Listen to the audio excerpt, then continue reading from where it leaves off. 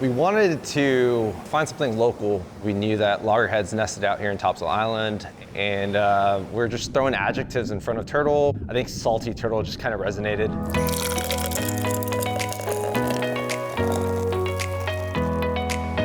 The word is out, the secret's out that our beaches are beautiful out here in this island and the community is awesome. One of the main reasons we opened this brewery and started a brewery was community. We wanted to be that neighborhood gathering place. For a small town like Surf City to come out and support Salty Turtle like they did when we first opened, especially year-round when we were a very seasonal area, it really showed a lot that people were in all types of communities would support craft beer. And then we see like an added benefit of all the tourists coming here.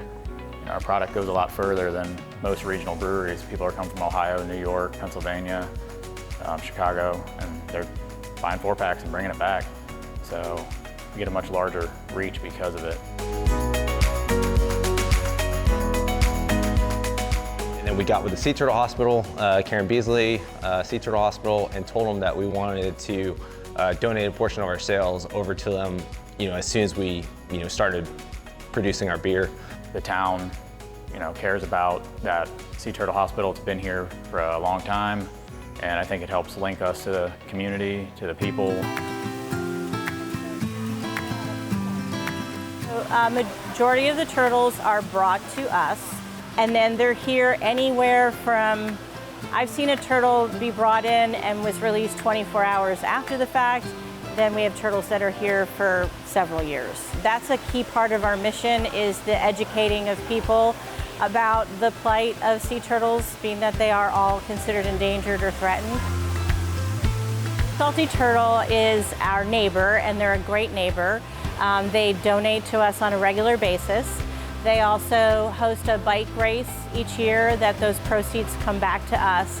And so we're grateful for that partnership, because they in turn are also doing things to educate the public on the best way to use the resources around you and not create more waste.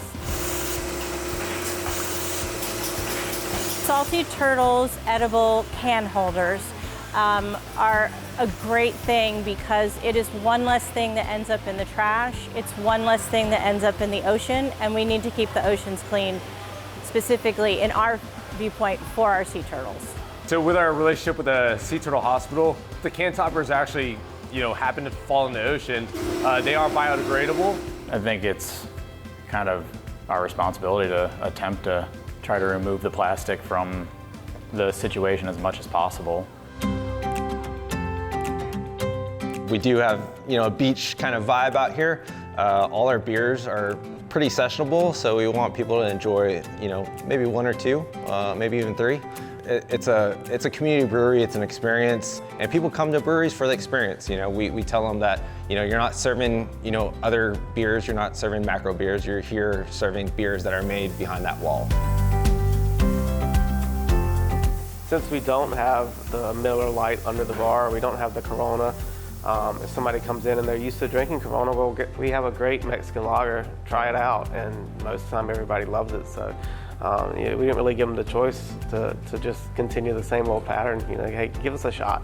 We hear it all the time from these customers that are coming in, like, oh, this was my first, craft beer, and it kind of opened the door to this and this and this that I never thought I would even, drink. A lot of people who have never experienced craft beer, the first thing they walk in is they're looking for, the macro beer.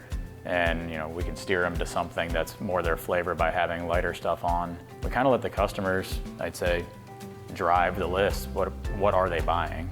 Like, we're not making what we want to make, we're making what they want to drink. So the 4 flagships that we usually have on draft all the time is our Coastline Kolsch, our Brown Ale, Barnacle Bill's Brown Ale, our Hazy IPA, and our Swing Bridge Breakfast Stout. So that kind of just hits all 4 distinct flavor profiles. So you'll be able to come in here and know that those 4 are always on draft, because they actually have a cult following sometimes. And we do have a shout out beers to all of our better halves. The Hazy, Dean's wife is Zay, Siren Sarah, my wife is Sarah, and the Megalicious, Dan's wife Megan, all kind of have their shout out beers. This is our micro farm here at Java State Roastery, and as you can see, we've got a ripe harvest, 4 whole cherries, and this one's actually ready to be picked. So this is how coffee's grown. It's grown as a coffee cherry, Inside of the cherry are 2 seeds. And once they're dried and processed, they are then shipped to us here in the States, and we roast the seed of the cherry. I would pass by it, and I'm like, man, this smells like coffee, what's going on here? And then you see the smoke plummet, and one day I just stopped by randomly, and I think this is when we already started getting our plan together to start a brewery. And I kind of told him, hey man, like I'm a home brewer, we're gonna start a brewer in Surf City. I wanna incorporate some local coffee into some of our brews. Coffee is different all over the world, and a lot of it has to do with the microclimate and the soil and the type of coffee and the altitude of where it's grown. So all of that works to where the coffee comes from and how it tastes. And what we like to do is source coffee from all over the world and bring it in and freshly roast the coffee and then deliver it to our customers. Fortunately, Salty Turtle came to us looking for coffee to incorporate in their beer, and we've worked with him in tastings and trying to figure out the right coffee for the right beer flavor. A lot of it has to do just with the roastedness of the coffee itself, and that tends to lend to the body of the beer. And overall, coffee has a very distinguishable flavor profile in itself. So when you add that an ingredient to the beer, I think it enhances it in that way. So we started with Swing Bridge. I think that was our first beer.